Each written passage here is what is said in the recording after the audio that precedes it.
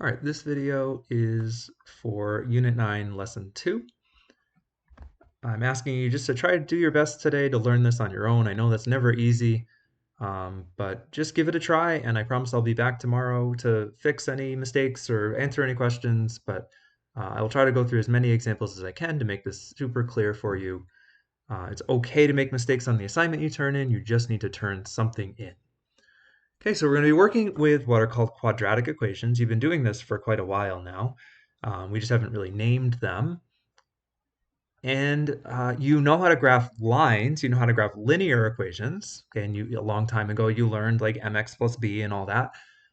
There's going to be a process for graphing quadratic equations that's going to be sort of similar in that we're going to be looking for points to help us draw the quadratic. All quadratics are going to look like parabolas.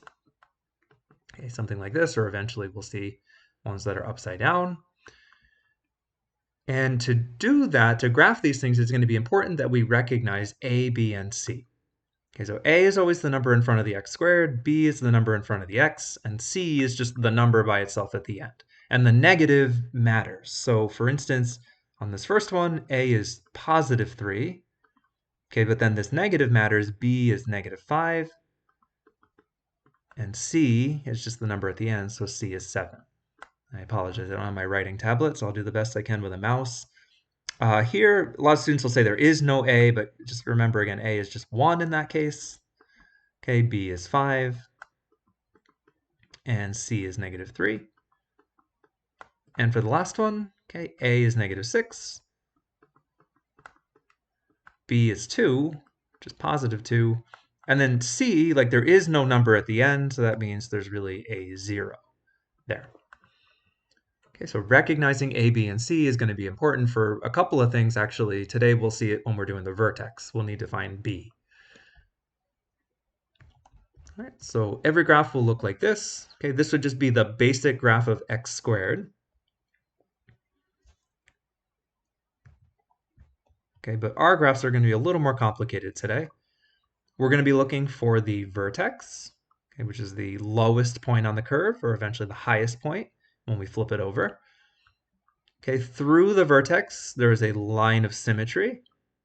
Okay, where kind of like everything is a mirror image. Whatever happens on this side, the same exact thing happens on this side. We're also going to find the intercepts. Okay, the y-intercept, just like when you graphed a line, you found where it intercepted the y-axis. Okay, we're also going to concern ourselves with the x-intercepts. Not all quadratics have an x-intercept, but for the ones we're doing today, they will. All right, so we're going to go through 3 steps today. The first one is finding the y-intercept, and it's the easiest step because it is simply going to be the c. It is simply going to be the number at the end. Okay, so for this example here, if I wanted the y-intercept, I would simply say that it is 8. Okay, and when I'm drawing my quadratic in a little bit here, I will go to 8 on the y-axis and I will put a dot. Okay, again, negative matters, so if it's a minus 7, you just need to say that it is negative 7, not positive 7. And again, if there's no number there, then you would simply say the y-intercept is 0 in that case. Okay, and that just means like if you were going to draw it, it would go through the origin. All right, so y-intercept, very simple. What's the number at the end? Write it down. That's it. The other 2 parts, unfortunately, take a little bit more work. Okay, if we want to find our x-intercepts, what we're going to do is we think about, okay, where are x-intercepts?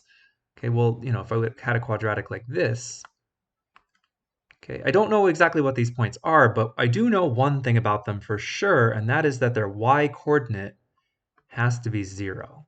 Okay, based on where they are, right? If they're on this line, that means the y is 0. So that's what we're going to do. We're going to set the equation where there was a y, we're going to plug in 0, but we recognize this, right? This is what you took your quiz on last week. We know how to solve that. Okay, we solve by factoring. And I'm not going to go through the process of factoring anymore. I will just tell you what the answer is because you should be able to get here. X plus 6 plus 8, 6x plus 8 rather, is going to factor like this. X plus 2, x plus 4. And so we would say, right, how do we solve that? We set each piece equal to 0. And so we know one answer is going to be -2. And then from the other answer, right, if we set that equal, we know we would get -4. Those are the x-intercepts. Okay, so usually there's going to be 2 x-intercepts. Sometimes there's 1, but for today we'll get 2. Okay, so we now have our y-intercept, or we can find it anyway. It would be 8. We have our x-intercepts. So now we just need one more piece of information, which is what's called the vertex. Again, that's the lowest point on the curve. And for this, you just need a formula. Okay, we're going to use the formula -b divided by 2a. And what that will do is it will give us the x-coordinate of the vertex. We're then going to take that number, plug it back in using our calculator, and that'll give us the y-coordinate. Okay, so I'll show you an example. Okay, sticking with this quadratic we've been using. So we already know the y-intercept and the x-intercept. So now I'm going to take -b over 2a. Okay, so in this case, again, a is really 1, and b is 6. You don't have to write this down, but just to be very clear here. So I'm going to do -b. So if this is a +6, I'm going to write -6. Okay, you do the opposite. Divided by 2 times a. Okay, which is just 1. So that's -6 over 2, which is simply -3. Okay, that's my x-coordinate. So now I'm going to take this equation, okay, where there used to be an x, I'm going to replace it with -3. I'm going to use parentheses when I do that.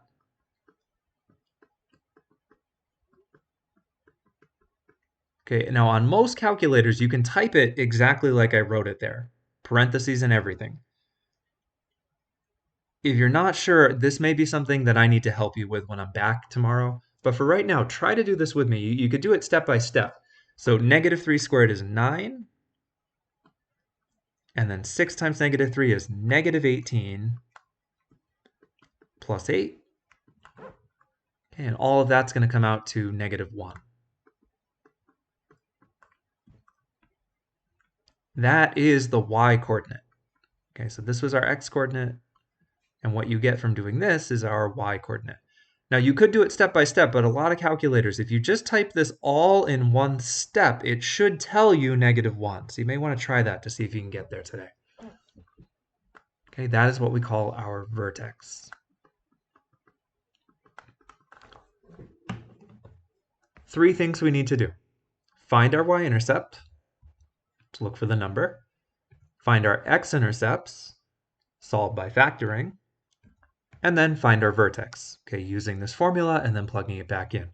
Once we have those pieces of information, we can go ahead to our graph. Okay, so here's our equation. We know, I'll just write all this information down. Y-intercept was 8. Our x-intercepts from the previous slides were -2 and -4, and our vertex is -3, -1. All right, so now I'm just going to go to my axes and plot all those points. So y-intercept goes on the y-axis. X-intercepts go on the x-axis. And then the vertex is just a point in space, so -3, -1. All right, and now we're going to connect those things. Okay, so again, all the parabolas you're going to graph today look like this. Okay, pointing up. So this is the bottom of the curve. All right, so it's going to go up and connect. And then just try to make it do roughly the same thing on the other side. Doesn't need to be perfect. Okay, we're just trying to get a rough idea of what these graphs look like. Now I'm drawing this with my mouse, so it's not super great, but this would get full credit on a quiz or a test, as sloppy as that looks. Because what I'm looking for, what I'm really grading are these points right here. Did you get these points in the right spot? And then did you connect it with a curve? That's all I'm looking for. Okay, so I'm going to go through a couple more examples, but we're going to be doing the same process. And this is what you'll be trying today on the assignment. Okay, so another example, x squared plus 8x minus 9. First thing I'm going to do is write down my y-intercept. That's a free point. Right? You just look at the number, and it's negative 9 in this case. Second thing I'm going to do is factor. Set it equal to 0 and factor. So x plus 9, x minus 1. That is what you will get when you go through the AC method or using the shortcut or whatever you do to solve these. All right, when I factor that, you guys can shortcut this a little bit now. X plus 9, I know when I set that equal, I'm going to get negative 9. I'm also going to get positive 1. Okay, so those are my x-intercepts. Right, set them equal to 0. And when I solve that, I'll end up getting negative 9. All right, and then the vertex. This is the part that takes a little bit of work. Okay, again, we do negative b divided by 2a. So in this case, 8 is my b. So I'm going to do negative 8 divided by 2 times really 1. So I can just write 2 if I want. And then that's negative 4. Okay, so that's my x coordinate. And then plug all that back in. So negative 4 squared plus 8 times negative 4 minus, oops, sorry, minus, not equals, minus 9. All right, now I'm just going to type all that in. You should try this too. Make sure you get the right thing. Let's see, plus that minus 9. I get negative 25. No, that can't be right. Hold on.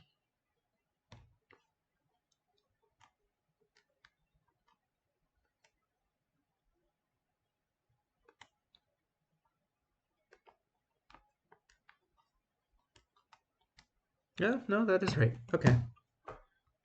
Well, whoops, I made my vertex go off the graph. Well, that's all right. What I'll do then is I'll just plot what I can. Okay, so my y-intercept of negative 9 is down here. My x-intercept of negative 9 is over here. And the other one is positive 1. Now my vertex is going to be way down here.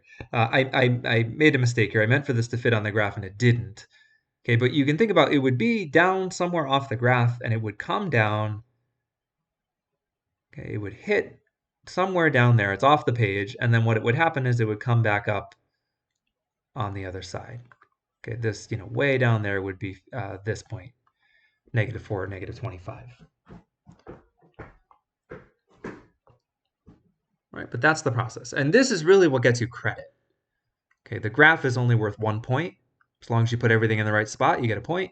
Okay, what's important is did you do this? Did you find those numbers to begin with? All right, one more example here. X squared plus 3x minus 10. Okay, again, I get the y-intercept for free.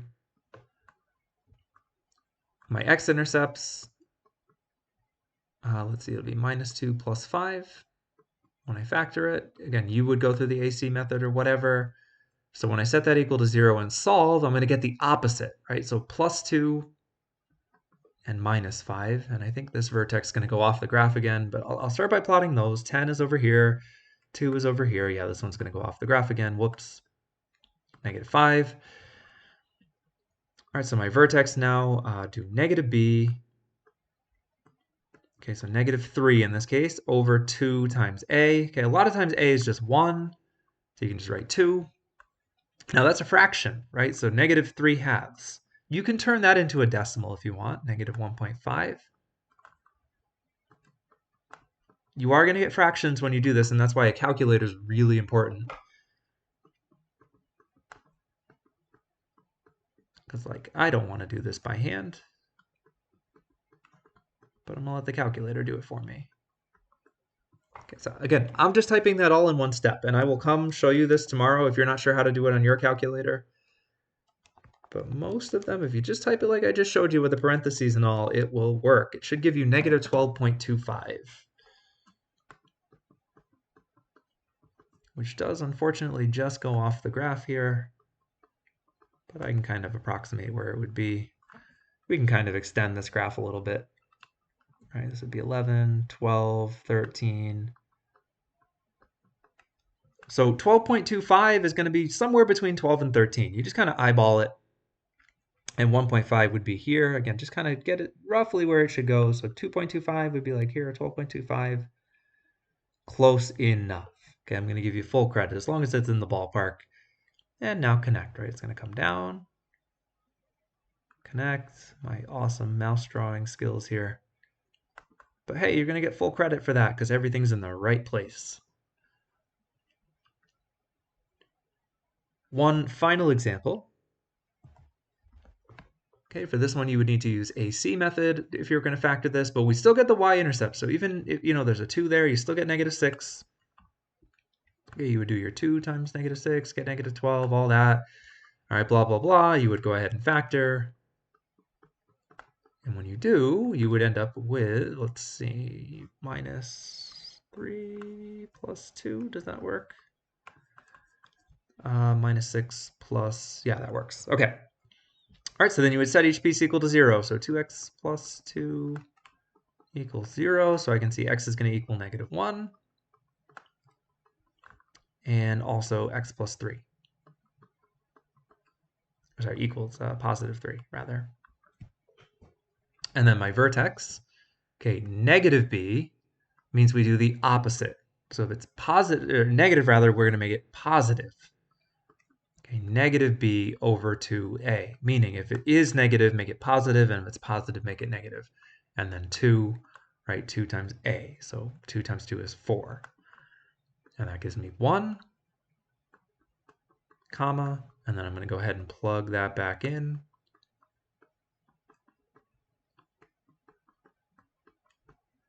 And that's going to give me -8 when I do that. Okay, and then just go ahead and plot your points. So put your y-intercept, -6.